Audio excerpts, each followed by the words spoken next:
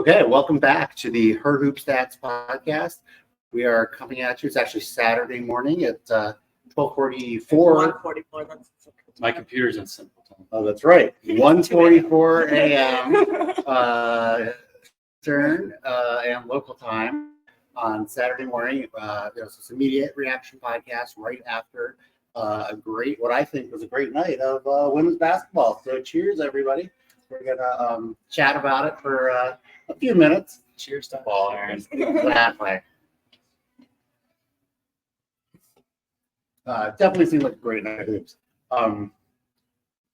What's your first takeaway from what we saw tonight? Is it the foul or is it something else? We have to talk about the foul at some point. All right, so we're starting with UConn, Iowa then. We definitely should start with UConn, Iowa. Yeah, start with the late game. What's your takeaway from it, Megan? You're our resident UConn hater / homer, as I pointed out. But certainly you follow that team super closely, and you've followed them for many, many years. What's your takeaway from tonight? Yeah, I mean, I thought they did a lot of stuff right first half. I thought Yukon we could talk about it more. It was absolutely fantastic. One of her best games of her college career. Great way to go out. I mean, I think Paige did well. Like the foul call, we can talk about it. I don't agree with, but they didn't make a lot of plays in the second half either. Yeah, sure, I agree. Calvin, what's your take? Well, from the whole night, Let's talk about that specifically. I mean, yeah, I agree with Megan on all of that. And, my biggest takeaway is what I told you guys earlier about how they fielded questions about the foul in the press conference. That gave me so much respect for those players for handling that so professionally. But in terms of the game, I mean, what Megan said, Megan looked at me when Nika hit that three towards the end, just said the Nika Mule game. And it felt like if UConn would have pulled that out, that would have been the Nika Mule game. She was so good. Obviously, hit that timely three and hit a couple in the first quarter, but her defense, especially in the first half, really all game and she came up a little bit hobbled at one point. That game came back in, still was dogging on defense as best as she could. I was thoroughly impressed. Yeah, I thought she had a just tremendous game on the defensive end. I mean, Clark got her especially. You knew she was going to get them, but in the first half, she really made Caitlin Clark struggle. I think that was a big part of why this game was so close, is because Caitlin Clark had 6 points at the half. I think that's right. The last time that happened was probably a long time ago. So, and a lot of the credit for that. I mean, they played great team defense, but a lot of the credit for that goes straight to Nika Mule. And then credit to Iowa for making adjustments, because in the second half, Keelan got hers, and I thought Hannah Stumpy was absolutely fantastic for Iowa today. She was the reason they won that game. Yeah, I think there's a lot of ways we could go off of that. I thought that, for a while it seemed like maybe it was going to be the Kate Martin game. It was the Hannah Stumpy game. I thought there was a lot of different people already talk about maybe being the Nika Mule game. There was a lot of contributions from everyone, and I think one thing that really impressed me was how it was an incredibly pro Iowa crowd. Right, there was no doubt who was the biggest fan base in the building. It got a little loud at moments for UConn, but UConn really for almost the entire game, and then really that last minute, they took a ton of punches from Iowa and recovered. Right, there were a few moments where Iowa tied it up, UConn answered. Iowa tied it up, UConn answered. I thought that was really impressive because the environment made you feel like Iowa was on that run, and we're gonna not quite to the degree South Carolina did, but kind of take the lead in the third quarter and keep going. And UConn, almost won the game. Yeah, I mean, that's a testament to the schedule that UConn has played this season. They played on the road at South Carolina. They played on the road at Texas. They played in those environments. This isn't the first time they've been in that environment. And then, I mean, the way they roll the punches is just what this team does. They've been extremely resilient. I think when you look at this team being the Final Four despite 6 season-ending injuries, they lost tonight, but it's a heck of a season for what they had. Absolutely. One other thing that struck me was that I thought Caitlin Clark was playing within herself, maybe to some degree. One thing that seemed different in the first half, and usually what we see, is her kind of just ability to decide she was going to take a shot and create separation with that step back. And as you said, I think part of it was she chose not to do it. I think part of it was the defense, and then I think she did sort of assert herself more. But I thought it was interesting also how much she was trusting her teammates the whole time as well. She really was, and I was impressed with how she came back in the second half and responded, but also like UConn threw a lot at her. Obviously, Nika went crazy on defense. Like Megan and I were talking about them putting Paige on her when she was inbounding on baseline out of bounds. They were switching some even like off the ball to just kind of like throw Caitlin off and give her different looks, and it was obviously working. And then Iowa responded in the second half, and like the first few plays of the second half, I think they used Caitlin as a screener on one of them and got someone open just because Nika couldn't leave her, and then they ran her off like a double stagger. They ran her one way off a dribble handoff and then back to the left off a double stagger, and they had to switch, and UConn didn't have an answer for that, and she knocked down her first three of the game in the third quarter on that play, which usually she doesn't go to the third quarter without a three, but I feel like that was the moment where I was like, all right, they've sort of figured this out. They took the defense, and they're going to be able to get themselves back in this game. Yeah, I mean, they were really out of it. I thought we were out down 10 for a while in the first half, but they had cut it to 6 by halftime too. So I feel like we knew that there was going to be a game, right? Like we knew Caitlin wasn't going to score 6 points. What would have been the last game of her collegiate career? She only scored 6 points. So I think you knew that wasn't going to be how the game ended. Yeah, she had 13 actually at the end of the third quarter. We had Adam had tweeted out a stat that we had that I think she now has with tonight it's 48 games that she scored 20 plus. And so, we tweeted out that, it was sort of at risk or whatever at the end of the third quarter, but sure enough, I think she finished with 23 tonight. Mm-hmm. Yeah, I mean, I think for as much as this was billed as like Paige versus Caitlin, it was absolutely the other players on the team decided this game. Yes, Sulky was the high scorer. I will say, Aaliyah Edwards, I was left. There were moments when she looked incredible, and then there were other moments when it just didn't feel like she was stepping up. I thought she needed to. I don't think Aaliyah had her best game. Yeah. I think, just wasn't her best game. She knew she'd ball super well. She had a lot more mid-range shots that she took, which she knocks down sometimes. Yeah. But it's when she gets to the basket, that's where she's her best. Defensively, that was foul trouble stuff too. So I don't know. She only finished with 3 fouls though. Look, yeah, she got but there I think one point early. the way that the game was being called to an extent, like I think she knew she had to be careful. I think it says a lot about Aaliyah that it maybe wasn't her best game. You can look out we have the box score. You can look across the box score. She put up numbers in basically every category. Right. Read her. Yeah. Well, the most impressive thing was all the steals. She had, I think, 4 steals at the end of the first quarter. Was it 5 at the end? She finished with 5. Yeah. She had, her line was 17 points. She had the 5 steals, 3 assists, 8 rebounds. Not her best game. Yeah. But still really impressive performance overall. Yeah, I think it's just all American and she's held to that standard. But exactly. By most standards. Yeah. So I thought that was good. Gino, I think, made the comment like for them to win kind of at this point in the season, right? You needed to be Paige and Aaliyah really going off in the third here and just didn't quite get that. Very, very close. I know you in particular said you thought it was a toss-up ahead of the game. I know that I felt similarly. And it really played out that way. I think a lot of America might have expected Iowa to dominate, but I think we got a very compelling 10th game.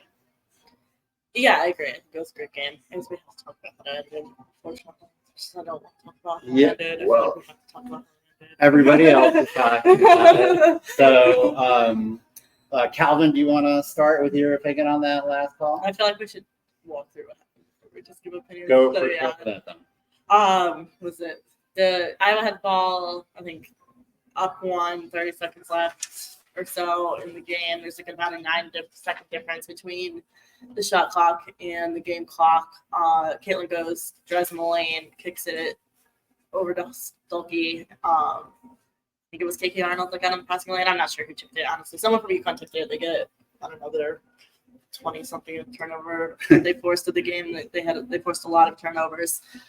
UConn obviously takes timeout, gets the ball in, goes to run whenever they drew up out of the huddle, and a offensive foul was called on Leah Edwards for a moving screen, which wasn't moving the screen. I just don't think you call that in that moment, in my opinion. So the game gets decided by the officials instead of by what could have been a great finish of a buzzer beater or a missed shot. Yeah, definitely anticlimactic. Yeah. So, to your opinion, not a foul. Yeah, I mean, I think it was really be very technical. Yes, it was foul. Yeah. It was barely a foul. I would say it wasn't like a very obvious she slid and knocked Gabby Marshall over 5 feet on the ground or something. Yeah, It wasn't like you need to call it foul. Yeah, it's definitely the kind of foul that I think gets in a lot of they situations. probably didn't call even for though the whole game itself. But yeah. Yeah, I think Gino had the comment right that there were. I didn't put that. He said there were 3 or 4 illegal screens called on them. I don't know. I kind of missed that. Yeah, and none on Iowa. Gino pointed out politely, but yeah, no. To me, it seemed like. I mean, I think it was a foul, but it's also not a foul that you call in that moment.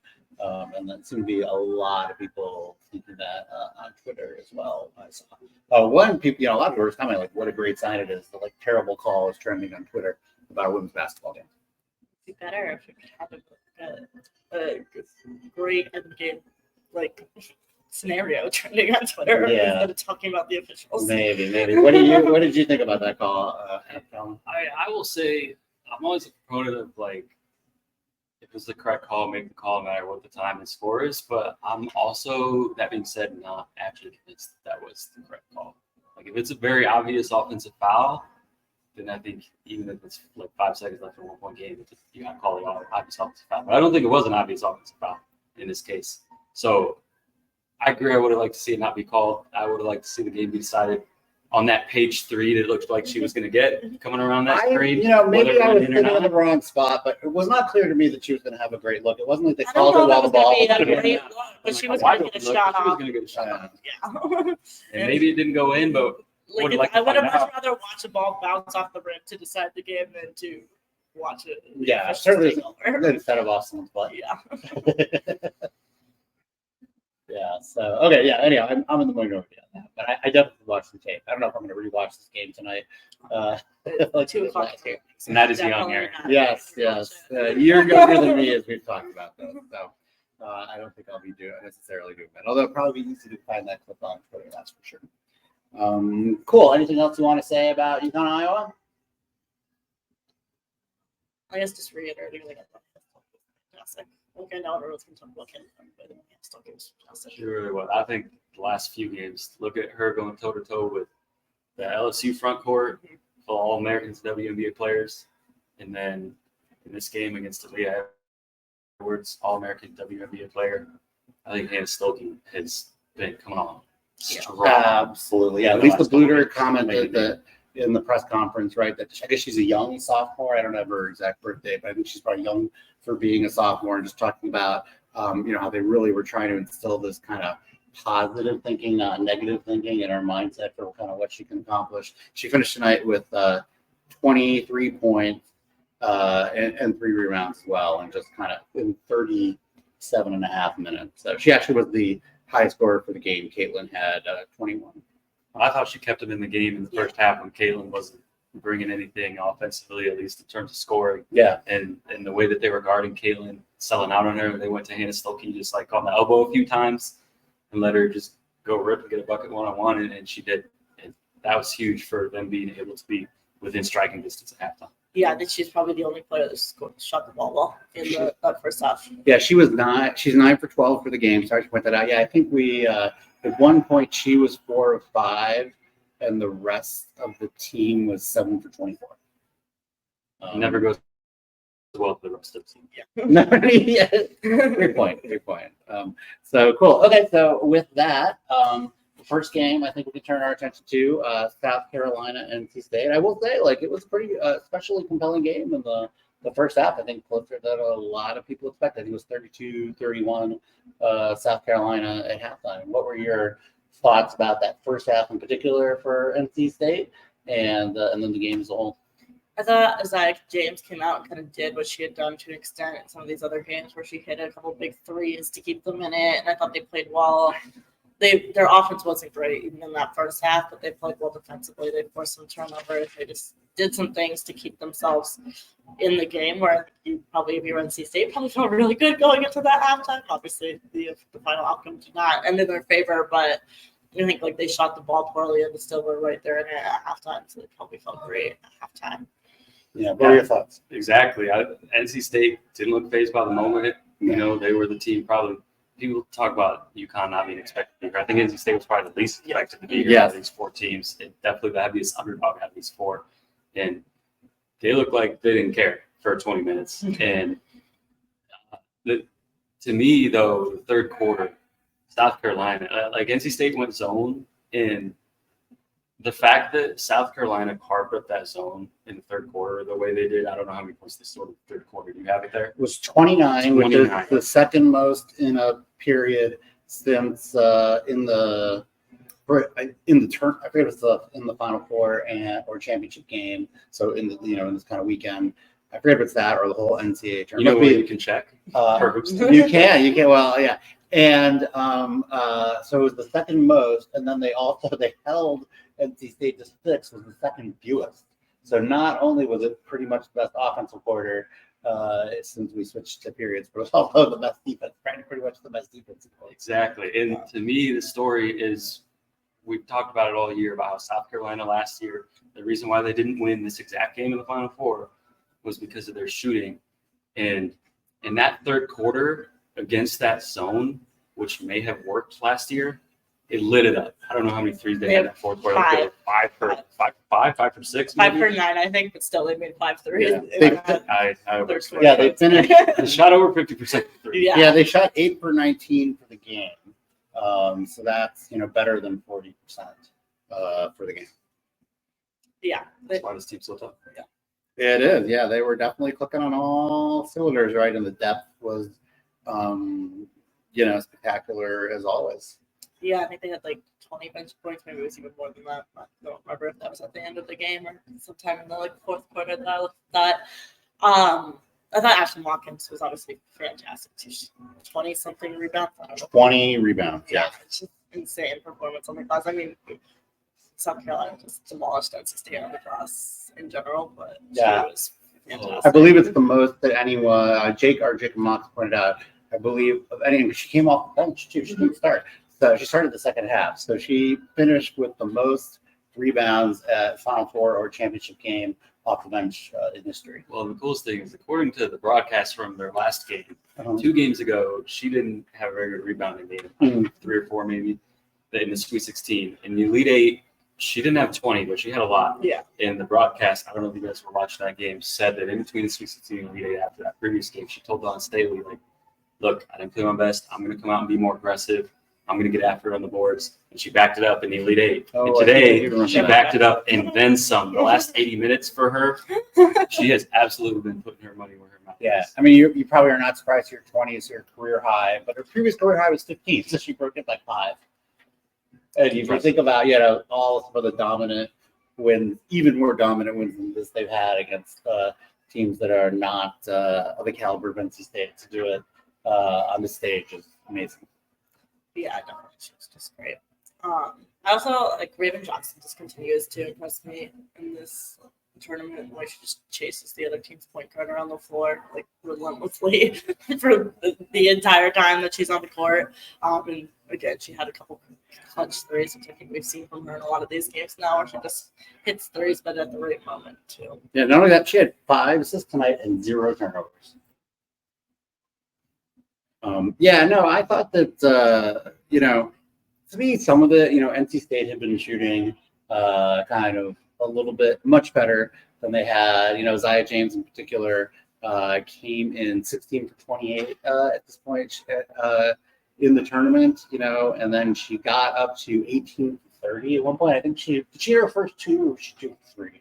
I think 2 for 3. Yeah. Either way, I think part of what happened, a lot of it was South Carolina spectacular play, but in classic statistical approach, definitely a bit of regression. I mean, she finished 3 for 10, so that means she went 1 for 7 in her last 7 threes of the game, and so you're not going to be able. You need her to be playing at an otherworldly level keep this game nip and tuck versus a team like South Carolina. Yeah, someone else I feel like we should talk about is Kamilla Cardoso because she's unstoppable on offense. I don't know what she had, but she didn't even play a whole lot in the second half. I know she came back out after that ankle, but they didn't really need her a lot and kind of let her rest down the stretch. And what did she have points and minutes? Because not a lot of points. Exactly. She scored 22 points in just under 22:41, so just under 23 minutes. Basically a point a minute. Yeah, now that in again the Final Four or championship game, it was I think she's the third or fourth player to have 22 points in that or more in that few minutes. And then like Maya Moore is one of them as well. I don't know if you remember that game, but again, respect. I know she. Now, did you guys have notice? I'm pretty sure she like changed from like a white, because she looked like she might be injured. That was in the first half, I think. I think it was her. She changed. I noticed she changed from like a white leg sleeve to a black leg sleeve. I wasn't sure what that was about. It worked. Yeah, and I think we can talk about Hannah Stuelke going against toe to toe with these All-American bigs. Like you want to give Hannah Stuelke a test. Like this next game, we're gonna find out. Yeah, Kamilla Cardoso. Well, huge. Do you want to talk about Sunday now? Or do you have anything else you want to say about tonight? I don't think I have much more else to say about tonight. Yeah, I think ultimately it played out the way a lot of people expected, or even more so. South Carolina ultimately prevailing 78-59. So kudos to them. I said it's a pretty good night for the Herd Hoop Stats model. The number one and number two teams are in the championship game. We actually had the UConn Iowa game at +2 as a 2-point Iowa win. So I was feeling good about that. And I will say for South Carolina, Iowa, I think it gives South Carolina a 67% chance to win and predicts a 3.6% margin. So I guess I'll start by asking you, do you think that seems about right? Do you think South Carolina should be favored by more than that, like more likely to win than that, or do you think Iowa should have a better chance than that? Where do you think it is? I think South Carolina's probably, I don't know that they're more than 67% likely to win it, but because that's a pretty high probability, but like I don't think I would expect them to win it. Sorry. I think I missed what. It might be 60. But. Okay. Well, regardless, I think that they probably win it by more than 3 points. I think I was really going to struggle with Kamilla Cardoso, but also not just Cardoso, but Ashton Walker. Like just the amount of depth and length that South Carolina has, particularly in the post, and their ability to rebound the ball. As great as Hannah Stuelke was tonight, like that is a lot to ask of a sophomore. That is also 6'2" compared to Kamilla Cardoso's 6'7". Yes. What do you think, Calvin? I think 3.6 sounds a little bit low to me. I don't think South Carolina's going to win by what they win by tonight, 20. Yeah. But Iowa's going to need a lot more out of Caitlin Clark if they're going to win this game. Iowa won tonight by most people's standards, that would have been a good game. By Caitlin Clark's standards, it wasn't a great game. They still won because everybody else stepped up and still we talked about. Kate Martin has a big buckets down the stretch in the fourth quarter. Yeah. People making plays like that. City Falter was awesome on the boards. I think they're going to need all that again, but they're also going to need one of those vintage, like what Caitlin Clark did in the last 40 point double type performances. What she did to LSU, they're going to need something like that, and everybody else stepping up if they're going to want to compete in this game. So if that doesn't happen, I think it's fun. So. Yeah, 3.6, but it's 50% chance for South Carolina. Yeah, it feels. I don't know. The vibe to me just feels like South Carolina's got to be. I think I probably give South Carolina more of a chance than that. There's just so much depth. As I said, I mean, we've seen. You could argue that it's probably good from an Iowa perspective that Caitlin Clark didn't have, an unbelievable tonight because then she can kind of be due in the championship game when the lights are. I guess that's even due. No. Well, but I mean, because last year she scored 40 points 3 games in a row in the tournament. Yeah. And so I mean, just like. That's hard to do. Like it's hard to sustain that. So, I think, but I mean, yeah, obviously she's going to need to be more aggressive, and it's going to be fascinating to see the defense that South Carolina plays. How Dawn Staley decides to try and limit her. All the different people they're going to be able to throw. What kind of length how she kind of allocates those minutes. That's what I'm interested in, because the other thing that I think hurt South Carolina last year, besides shooting, was on the other side of the floor, the way that they guarded Caitlin Clark and Iowa, which is really how they guard everybody, and it works 99.9% of the time. But just played straight up one-on-one, and they stayed home on shooters. Gabby Marshall, base guard in the corner, and Caitlin just got to the rim whenever she wanted. And they said, like, you know, we'll let Caitlin score 40. We're not going to let her dish out to open shooters, and that didn't work. So I'm very interested to see how they guard and if they come with that same game plan tomorrow, or if they try to turn Caitlin into more of a 20-point, 15 assist night instead of a 40 and 5 assists. Yeah, I think that's going to be one of the keys to the game for South Carolina's perspective. Obviously, I think it's going to start with Ruby Johnson, probably sticking to Caitlin Clark like glue, but I do think that's going to be interesting to see what they do. Yeah, it might look something similar to what UConn was. I feel like that's probably the good starting point. Yeah, honestly. I saw a lot of chatter about that on Twitter, that they laid the blueprint and presumably have the talent to be even more effective at it than UConn was. So yeah, it'll be interesting what Clark's mentality is, whether she goes back, watches the tape, feels like, oh, I could have been more aggressive in the first half. And we weren't really winning in the first half, so maybe I need to kind of go out guns blazing, as they say, in her final game of her. She called it her career, right? Just her college career. I think the one thing that's nice is that we have so many good players to look forward to in the future. But yeah, it seems like it's a Herculean task. You were saying NC State seemed super loose. I mean, you definitely could have seen that in their press conferences on Thursday, as I'm losing track of time. And yeah, I can't imagine that I was going to feel loose like that. I think Iowa feels the pressure. Yeah, it felt like maybe they felt a little bit of the pressure to open the game.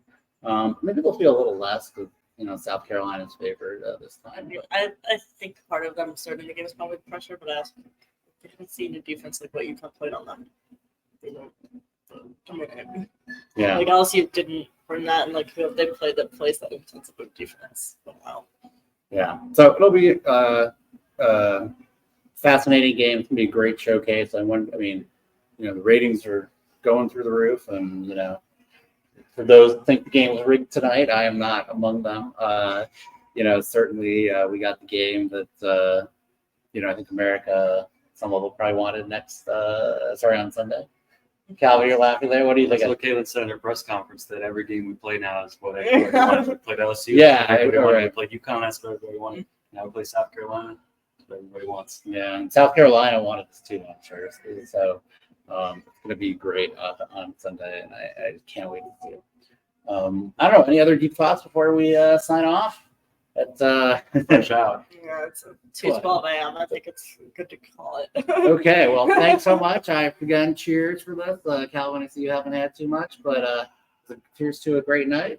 Thanks for staying up late here, and thanks to all of you for tuning into the Her Hoops Stats podcast. Keep following us the rest of the weekend, and subscribe to our stats site, herhoopstats.com. And thanks again.